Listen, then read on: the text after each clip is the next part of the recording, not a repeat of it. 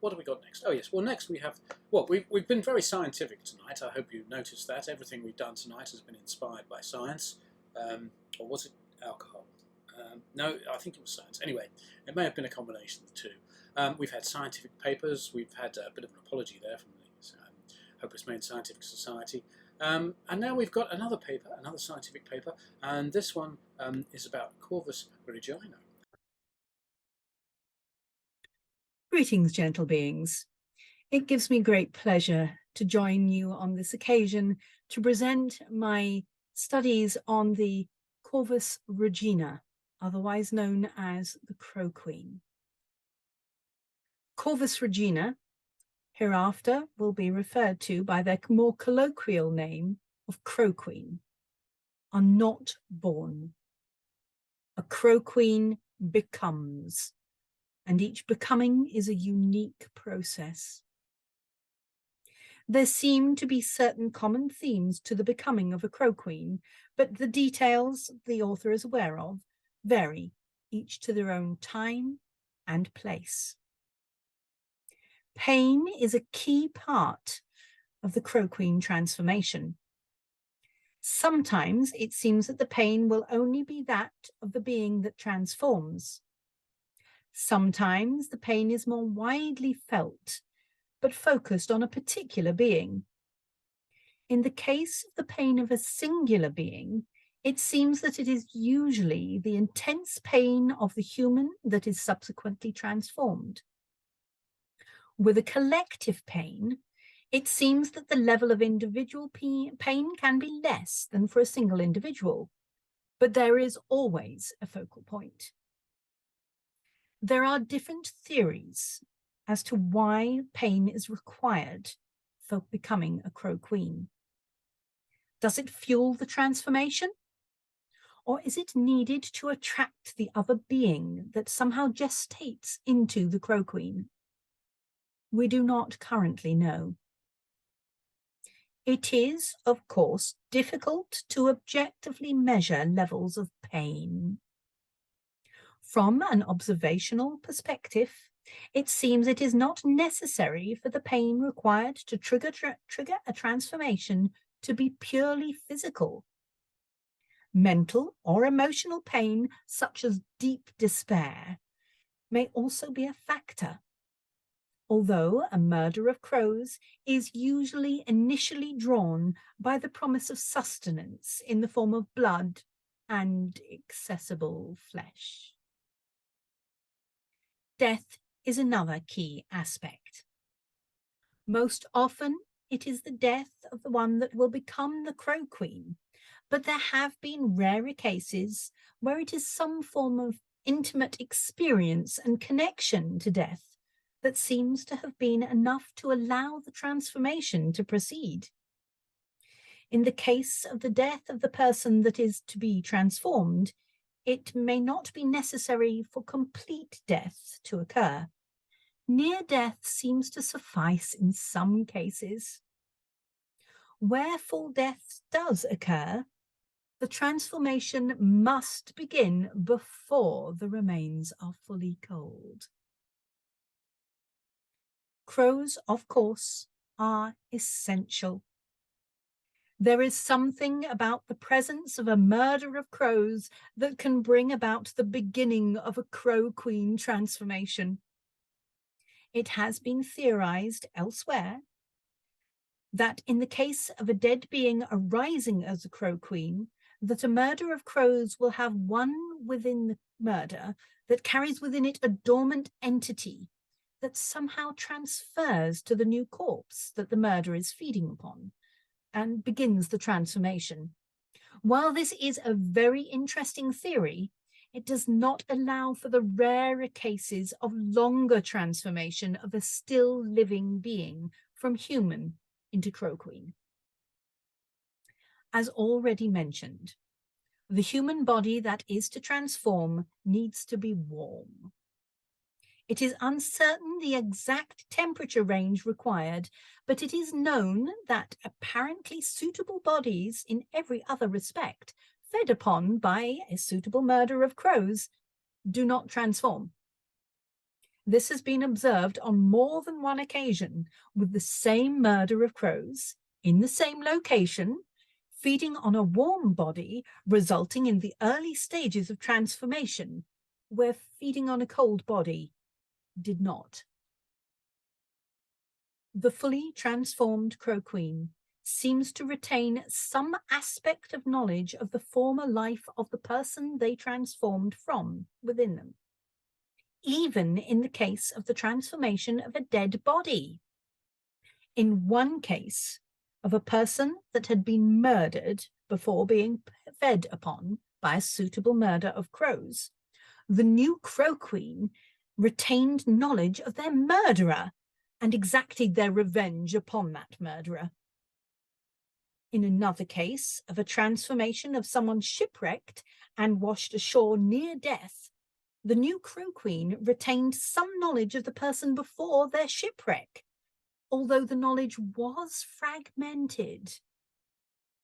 In the still rarer cases of a long, slow transformation of an apparently healthy person into a crow queen, they seem to retain full knowledge of the human's prior life.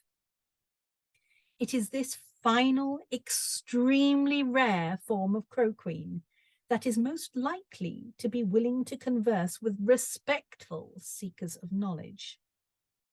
They retain an awareness that they are forever changed from their former selves, as well as some form of knowledge of other crow queens. The crow queen that provided this information explained it as a form of memory.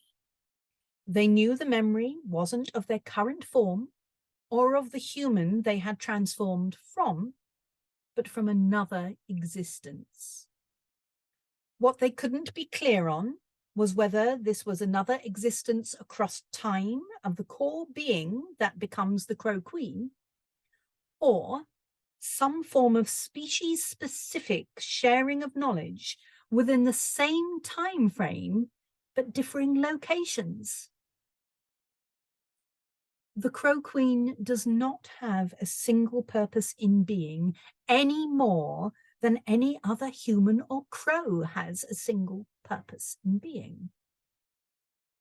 Like their fully avian cousins, they like shiny things and have keen memories of those that harm them and those that do them good. Their physical appearance can vary from a strange bipedal avian form to something that seems almost fully human. It is known that those very rare cases that have a very human-like appearance can move among human communities almost unnoticed. It is usually some aspect of their behavior rather than their appearance which gives them away to the keen observer.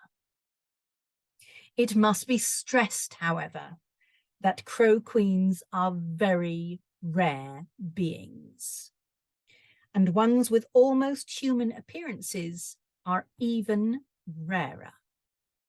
Thus, it is highly unlikely that your oddly behaving neighbour is indeed a crow queen. Thank you.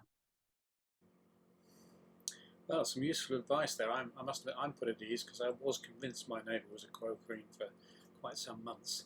So that was a scientific paper on Corvus Regina from Pauline Pitchford. And now we're starting to sort of come towards the end, but there's still some fantastic stuff, so don't go away. And I should mention that we've got two stories that are quite long, so what we've decided to do is we're going to run them after the main show. So we're going to take a break right at the end of this show, and then we'll come back and play these two stories, Tam Caddick's The Burn and a story by Steve Davis called The Last Bus Home, which is performed by Joseph Robinson. And they're going to be coming afterwards. So after this is finished, stay around and watch out for us going live again, because then we'll be presenting those two stories to take you into the night, I think. So a nice way, I think, to round off the evening. But right now, we're going to have an interview with the instigators of this evening, two sets of people. So first of all, we're going to talk to Andy Arbon again and see what he's up to. Hello, Andy. Hello. How are you? I'm fine, thank you. Yeah, not too bad. Not too bad. You've been enjoying this evening's performances? Yes, yeah. I'm curious about this upcoming horror movie. I'll definitely be looking out for that one when it drops in the cinema. Yeah, I have to say he's a very strange bloke, that Gandalf. I mean, I don't know. I've heard some rumours about him. Yeah. Yeah, I've heard some terrible rumours about him. Oh, Bit of a philanderer, ladies' man, going out all night. I don't know. Anyway, we're not here to talk about him. We're here to talk about you. So tell us what Andy's getting up to in the next year. Because I know, first of all, I should mention actually that you are responsible for an online steampunk meet that goes on once a month. So that's worth looking out for. Yes, so I run the British Steampunk online pub meet that happens on the second Thursday of the month every month.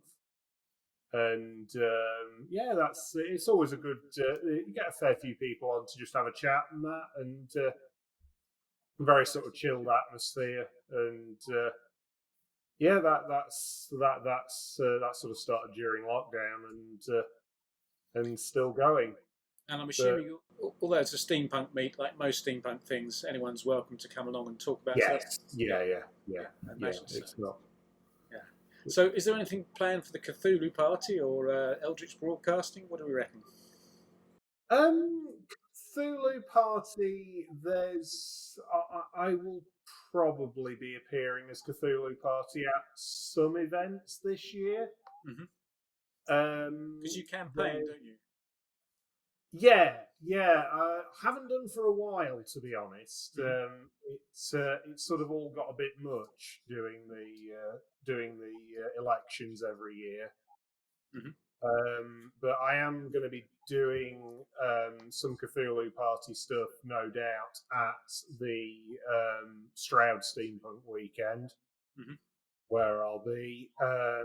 I'll probably do Cthulhu Party at some point over Asylum weekend, but I usually do. But have you got anything else coming up? I know you're always building mad things. So oh yeah, I mean, there's a few events coming up so I've got next Sunday. I'm doing an online one. I'm doing the Superb Owl Party. All right. So this is sort of a bit of a take off the Superb Owl Party that they had in What We Do in the Shadows. All right. And sort of brought about because a few people were saying, "Oh, what we should have second Halloween in February." So I thought, why not? Let's have an online Halloween party on the 12th of February on the Super Bowl night. Oh right, yes, of course it's Super Bowl, isn't it? But that's why it's on a Sunday, not a Saturday. Yeah. Awesome, great. So lots of things coming up. So we won't be watching the Super Bowl, but we will be doing Halloween online instead. Cool. And then the weekend after that, there's a Leeds meet at Bradford Industrial Museum. Oh yes, yeah. Which may or may not have been instigated because I want to get Mr. Strange photos in front of all their mill machinery. This is your character based on Alice's Strange song. Yes, it is. Which is phenomenal. Yeah. Can I just say, it's a phenomenal outfit. Thank you. And gadgets. Thank you. So cool. So well, sounds like you got a bit of a packed year then. Yeah, and then I think in May I seem to have now ended up running the Beamish meet. Oh, okay. Yes, that's a fabulous museum again. Yeah. So I seem to have ended up somehow by default running that this year. Cool. And again, like any steampunk meet, anyone can come along and have fun. Oh yeah, absolutely. Any of those ones, anybody's welcome to come along. Yeah. If you look on the Leeds Steampunk Embassy page, details are on there, but they are shared in other places as well. Yeah. And again, we've got I believe there's a Cthulhu Party page, and so if people want to sign up or become active in the Cthulhu Party, I think they'd have to be mad, but that would be probably a good thing to do. Yes, there is a Cthulhu party page. I can drop some links to some of these in the comments once we finish this interview. Yeah, and then at the start of August, I'm running maker content for Tom and Nimue at Stroud Steampunk Weekend. Cool, awesome, brilliant. So if you want to see what I've been making, I'll be bringing a fair amount of it along to that. Oh, awesome! Yeah, I always like seeing what you're making and building. So I'll have to get to that and take a look. Well, thanks, Andy. Great talking to you, and fantastic idea this evening as joint kind of instigator. And wish you and the Cthulhu party well for the future. Thank you very much.